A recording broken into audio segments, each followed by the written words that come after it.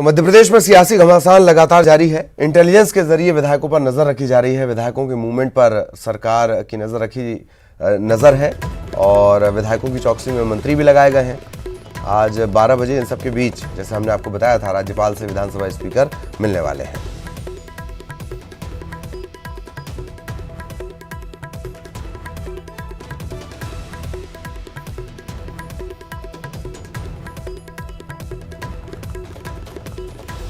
और लगातार हमारे जो दोनों सहयोगी हैं, जो सियासत को करीब से देखते हैं, वो लगातार हमारे साथ बने हुए हैं। अरुण, एक बात थोड़ा सा चौंकाती है कि विजयवर्गीय तो वहां पे भी बोल देते हैं, मालवा के शेर हैं वो, वहां पे भी बोल देते हैं जहां जरूरत नहीं होती, पर इन सब मामलों में बड़ा फूंक फूंक कर बोल रहे हैं। आगे आगे देखिए होता है क्या, मतलब हल्के हल्के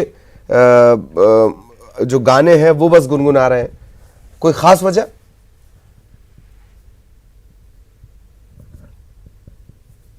बिल्कुल, देखिए कैलाश विजयवर्गीय अभी पश्चिम बंगाल पहुंच चुके हैं और वो उनका ज्यादा इंटरेस्ट पश्चिम बंगाल में दिखाई दे रहा है। मध्य प्रदेश की जो सियासी उलटफेर यहाँ पर हो रहा है, ससुराल को ज्यादा दिखाई नहीं दे रहे हैं और वो बहुत ही सधे हुई बयानबाजी वो कर रहे हैं।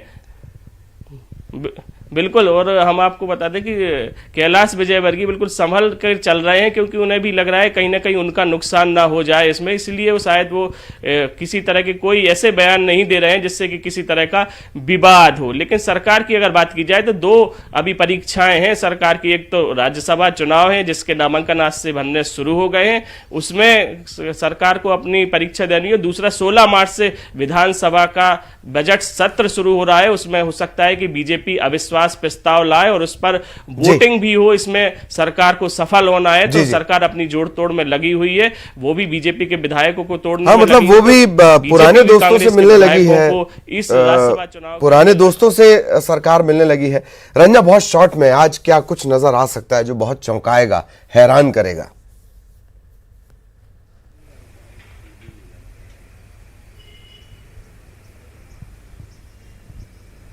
जी ललित, आज कैबिनेट की बैठक भी है जहां पर मंत्री वहां पर पहुंचेंगे और जो सबसे महत्वपूर्ण चर्चा है कैबिनेट की बैठक में रखी जाएगी, क्योंकि अचानक से जो कैबिनेट की बैठक इस सियासी घटनाक्रम के बीच बुलाई गई। वहीं दूसरी तरफ ये भी कहा गया है कि जो विधायक लापता है वो भी शायद आज विसाहू लाल यहाँ पर पहुँच सकते हैं और जो घटनाक्रम है वो शायद स्पष्ट हो सकता है। लेकिन फिलहाल ये कहा गया था कि जो कांग्रेस के ऊपर संकट मंडरा रहा है वो शायद फौरी तौर पर टल गया है, लेकिन पूरी तरह से टला है या नहीं, आज शाम तक शायद ये तस्वीर भी साफ हो जाएगी कि संकट अभी टला है या अभी बरकरार है।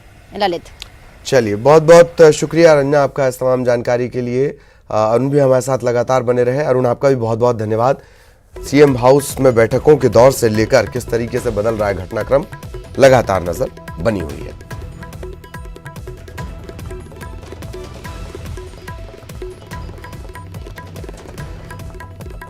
तो जैसे कि आज अहम बैठक भी होनी है, कमलनाथ कैबिनेट की बैठक भी होनी है, कई मुद्दों पर इसमें चर्चा होगी, पर सबसे ज्यादा जिस मुद्दे पर चर्चा होगी वो मुद्दा यही रहेगा।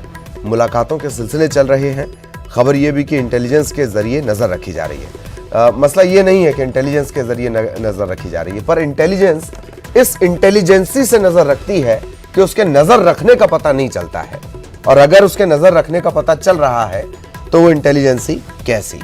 मंत्री भी लगातार देख रहे हैं कहीं कोई विधायक जा तो नहीं रहा है, गुनगुना तो नहीं रहा है, अचानक से उसकी अंतरात्मा तो नहीं बदल रही है, या वो ऐसी और वैसी बातें तो नहीं करने लगा, वो सिद्धांत की, मर्यादा की, गरिमा की बातें तो नहीं करने लगा, वो संस्कार की बातें तो, चाल चरित्र चेहरे की बातें तो नहीं करने लगा। ये सब ध्यान रखा जा रहा है। किसी विधायक का ज्यादा फोन तो इंगेज नहीं रहने लगा, ये भी देखा जा रहा है।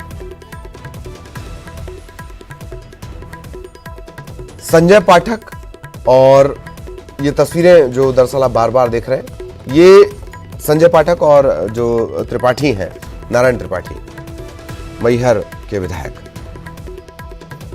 ये बहुत महत्वपूर्ण कड़ी दरअसल है।